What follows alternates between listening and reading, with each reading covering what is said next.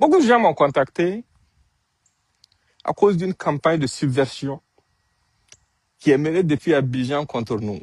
Mais c'est pas nouveau. Les gens là veulent vous distraire. Est-ce que vous connaissez leur objectif?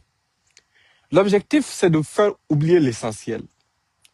Il y a d'abord une situation très grave qui concerne le financement du terrorisme et qui a ses réseaux et ses tentacules en Côte d'Ivoire. Vous avez oublié qu'entre-temps, le journal Le Monde avait écrit pour dire que c'était moi qui avais jeté en pâture la communauté libanaise en Côte d'Ivoire en les accusant de financer le Hezbollah.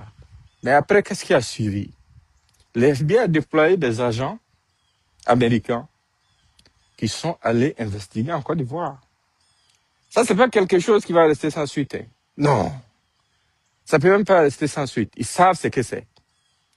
Après cette étape, vous avez vu que la Côte d'Ivoire a été classée parmi les États qui financent le terrorisme. À ce niveau aussi, pendant que le Burkina Faso quittait la liste et il rentrait dans la liste, ils ont commencé à comprendre beaucoup de choses. Et il y a un autre scandale beaucoup plus gros qui est arrivé. L'affaire Epstein, le pédocriminel.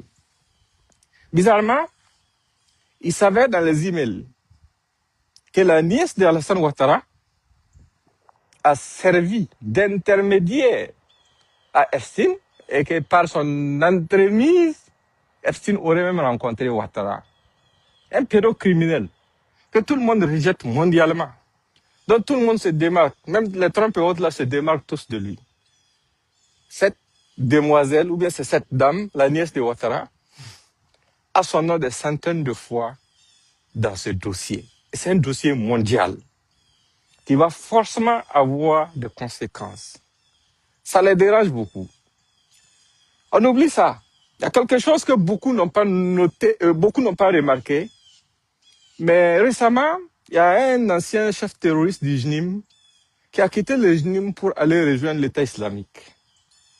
Il s'appelle Sarou, de la région de l'Est.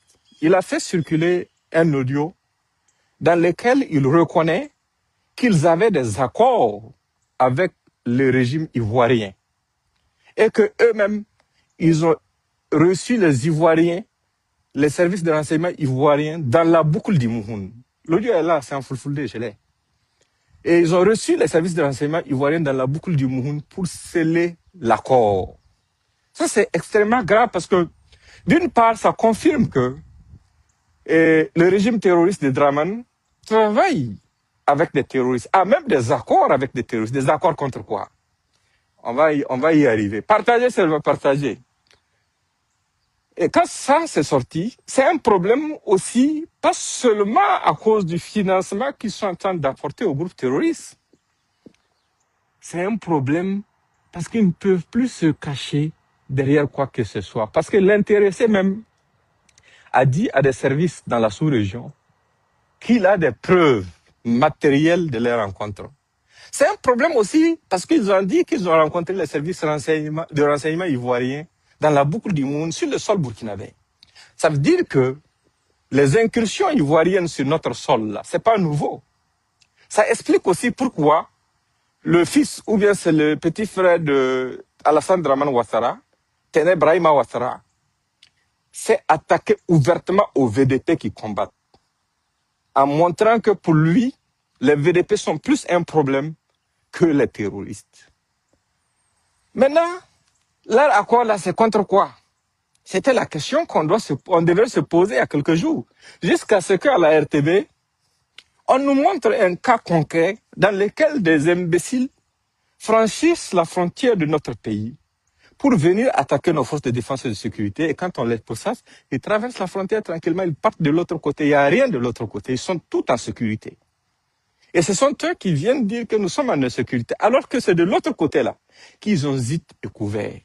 C'est de là-bas qui se ravitaillent. Parce que leur allié même, Nassim Ouassar, ou bien c'est Wassim Nasser, je ne connais même pas l'appellation correcte de son nom, parce que ça ne m'intéresse pas, a affirmé que les terroristes se recrutaient là-bas, qu'ils se ravitaillaient là-bas, et que les forces de défense et de sécurité de Côte d'Ivoire et les terroristes s'évitaient. Donc tout ça, c'est venu confirmer ça. Donc ils sont dans ce pain. Et ils savent aussi que aujourd'hui, avec la nouvelle dynamique et la puissance de notre diplomatie, et j'ai fait d'abord un salut d'honneur au ministre des Affaires étrangères du Burkina Faso, qui fait un travail fantastique, qui ne dort même pas par amour pour ce pays. À cause de la puissance de notre diplomatie, on peut amener ça à un autre niveau. Et ça ne va pas être sans conséquence. Ce n'est pas comme le terrorisme déguisé en rébellion qui a coûté la vie à des Ivoiriens, ou même on a publié ici des vidéos dans lesquelles des gens affirmaient avoir assassiné des Ivoiriens. Et ils sont en liberté et pire, ils occupent des postes stratégiques aujourd'hui en Côte d'Ivoire, parfois dans l'armée, parfois dans les corps paramilitaires. Mais ça, c'est une autre affaire. La protection que Draman, le rebelle avait avant, il l'a plus. Il ne représente rien de spécial pour le gouvernement Trump. Il ne représente absolument rien de spécial pour qui que ce soit. Celui avec qui il s'était compromis de par le passé pour piller la Côte d'Ivoire et soumettre les Ivoiriens, c'est qui? C'était Sarkozy. Sarkozy même allait en prison en France chez lui. Et il y a un autre dossier concernant cette affaire. Gbagbo a été jugé à la CPI et déclaré non coupable de tous les morts et de tous les dégâts. Ça veut dire c'est qui? Il y avait deux protagonistes, Gbagbo et Draman. Gbagbo a été jugé innocent. Maintenant, c'est qui le coupable? Cette question, nécessairement à un certain moment, pour que le monde puisse prendre la CPI au sérieux, il va falloir forcément sortir le dossier. Et les gens là savent qu'Alassane est un dictateur en fin de vie, et ils se demandent, mais comment est-ce qu'ils vont faire? Comment est-ce qu'ils vont faire pour s'en sortir? Mais il n'y a pas de comment vous allez faire.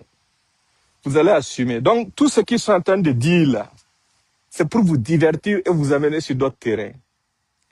Je suis là, je suis en bonne santé, je n'ai aucun souci, absolument aucun. Et je vous l'ai dit, ne vous inquiétez pas pour ma personne. Nous, on est déjà nés, on va combattre jusqu'au bout. Ce combat-là, on n'a pas commencé ça aujourd'hui. Et c'est lui qui peut moi m'intimider ou bien m'amener à abandonner cette lutte au bénéfice de notre patrie. Mon soutien inconditionnel au camarade capitaine Ibrahim Traoré là. Cette personne n'est pas née.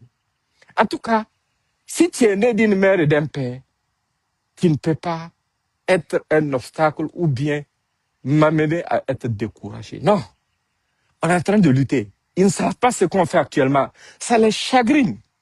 Et tous les complots qu'ils ont montés contre nous, tous les complots qu'ils ont montés contre notre pays, tous les plans machiavéliques montés pour porter atteinte à la vie du président Ibrahim Traoré et à d'autres acteurs, ce sont des choses qui ont échoué. Toutes les tentatives de division qu'ils ont essayé de s'aimer, ça n'a rien donné. Ils ne peuvent pas dormir tranquilles. Ils ont sacrifié trop de gens dans leur complot. Combien de gens sont tombés dans leur piège et se sont fait prendre? Et la dernière chose qui les dérange le plus encore, c'est le fait que Damiba soit pris. Ils n'arrivent pas à dormir parce qu'ils savaient qu'ils étaient directement en contact avec Damiba. Et ils savent aussi que Damiba ne peut même pas ne pas tout dire. Il va tout dire s'il n'a pas déjà fini de tout dire. Mais moi, c'est pas avec moi qu'ils vont apprendre l'information. Donc, restons concentrés et focalisés. Ils essaient à chaque fois que nos forces de défense et de sécurité, ainsi que nos VDP ont une victoire, de minimiser ça, de vous faire croire que non, en fait, ce n'est pas vrai, c'est des dessins animés, machin. Et à chaque fois, quand nous enregistrons des pertes dans nos rangs, ce sont eux qui célèbrent même à la place des terroristes, parce que c'est leurs alliés. Ils ont un accord, mais ça les regarde. Il n'y a pas de guerre dans laquelle il n'y a pas de victimes. Mais nous, on a fait un serment. Avec la vision qu'il y a, avec le sacrifice qui est en train d'être fait par le peuple et par nos dirigeants, on ne va pas donner le plaisir à l'ennemi de voir nos larmes. Ça, c'est fini. Nous sommes des hommes. On va se battre jusqu'au bout pour notre pays. On va le faire sans mendier la pitié de ceux qui, dans l'ombre, financent ceux qui endeuillent nos familles. On va le faire. On va se battre corps et âme pour cette nation, parce que c'est ce que nous avons. Donc, laissez-les aboyer, laissez-les crier, laissez-les faire ce qu'ils veulent faire. nous sommes sur un chemin de non-retour. Et celui ou celle qui pense pouvoir nous dévier de notre trajectoire vit dans un mauvais rêve. Parce que nous sommes un peuple intrinsèquement révolutionnaire. Ça, ce n'est pas quelque chose à démontrer à qui que ce soit. C'était mon message pour vous aujourd'hui. Ils veulent savoir ce qu'on fait, ce qu'on prépare, ce qui vient, mais ils ne le sauront pas. Ils ne le sauront pas. Mais ils seront surpris. Et surtout, Tené Brahima Ouattara est en train de cumuler un gros caca.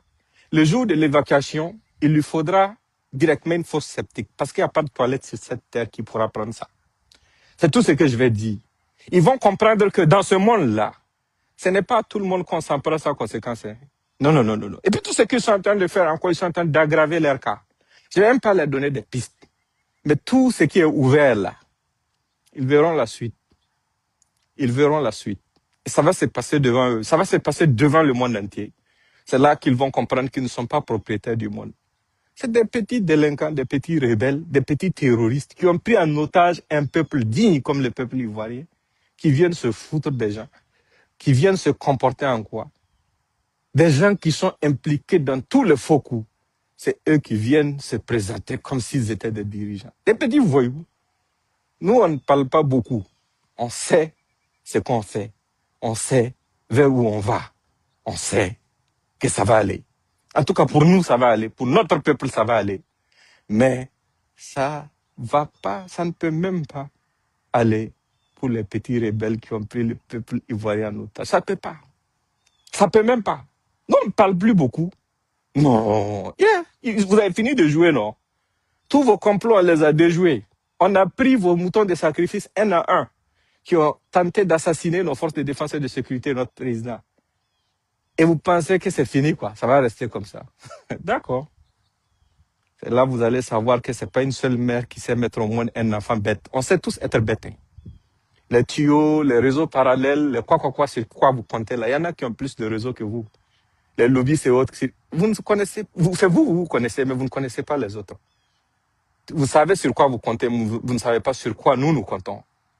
Et vous serez vraiment désagréablement surpris. Ça, c'était mon message. Partagez au maximum et portez-vous bien. Bye bye.